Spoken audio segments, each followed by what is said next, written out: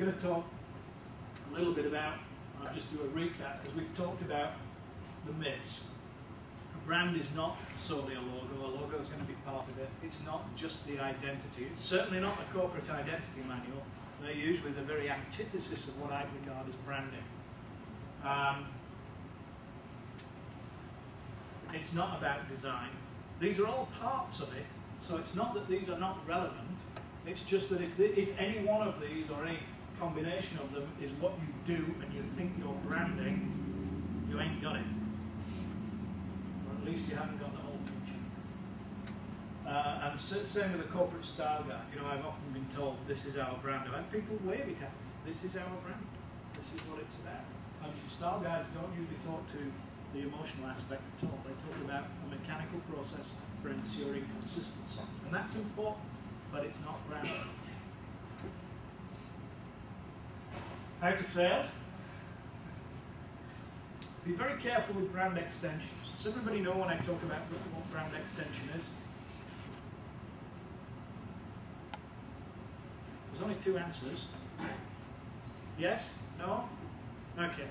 I knew you'd do this to me. I need to think of a really good example. Well, let me give you I tell you the example. Everybody's been to Starbucks, yeah? What have the fluffy bears got to do with drinking coffee?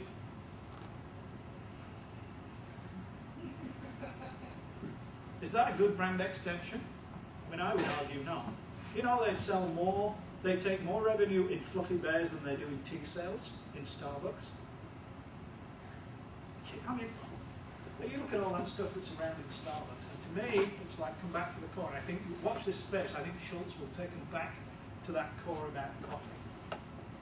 Anybody This is a very good point. Then why are they coming back to the core? This is a pretty interesting statistic. I just saw an interview by him yesterday, and he's saying that exactly what you said. They want to come back to core. But if some of these extensions are bringing more money, your example is an excellent one. Why are they going back to core? Well, it's more money than tea was the example, you know, and that says more to me about how poorly they promote tea than it does about how well they promote bears. But has that diluted their other revenue? I don't know that it necessarily, well, there's only so much space and there's only so much share of my mind, yeah? And do I want to think about Starbucks as a good place to go to get a consistent cup of coffee for which I'll pay, you know, twice the going rate anywhere else? Or do I think about it with fluffy bears? I mean, actually, if you come back to the core concept that Howard Schultz talks about, it really resonates for me because he talks about the atmosphere of an English pub that sells coffee. And if you think about it, do you have Pete's Coffee down here?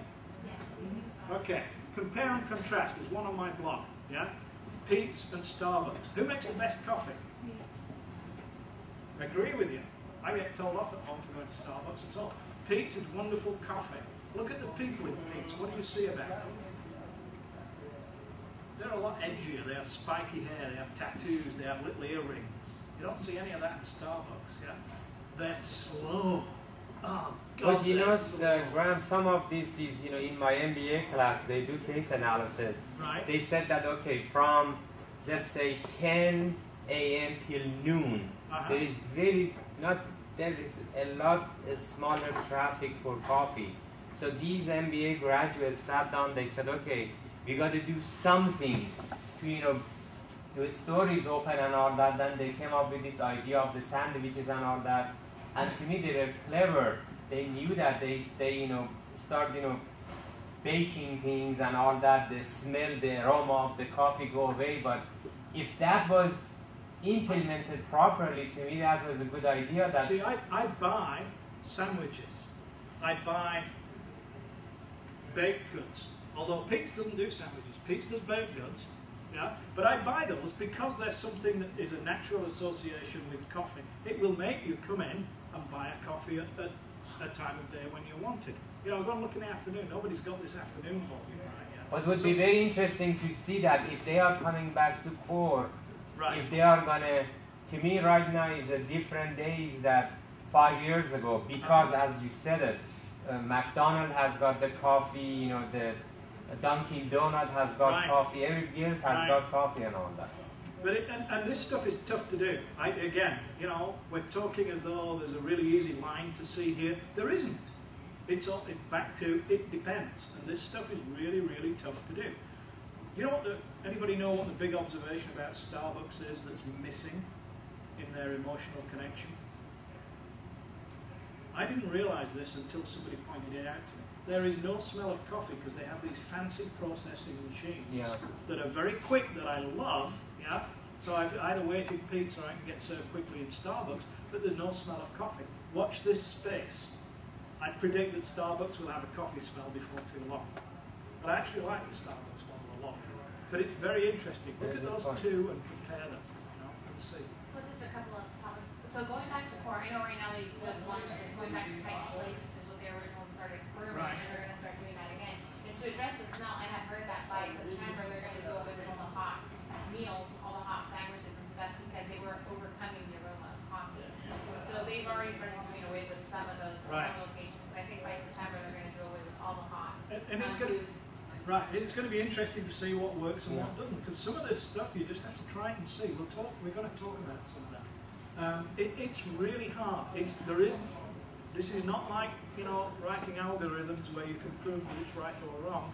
This stuff's all soft and touchy and feely. So you have to do it to see what's going to happen, Sometimes you do. Some, and again, you know, 2020 hindsight's wonderful for people like you and I. Yeah, the poor guys who were sweating in there. I'm sure they thought they were doing the right thing. Very few organisations go out to commit suicide. You know, they all think they're doing the right thing. And the benefit of hindsight's a really powerful weapon. The way we can learn from that is, you know, are there some lessons here that we can take out into our lives and into our businesses and learn so that we don't have to actually go and do all the things and fail in the ways that they did in order to make progress on our ground.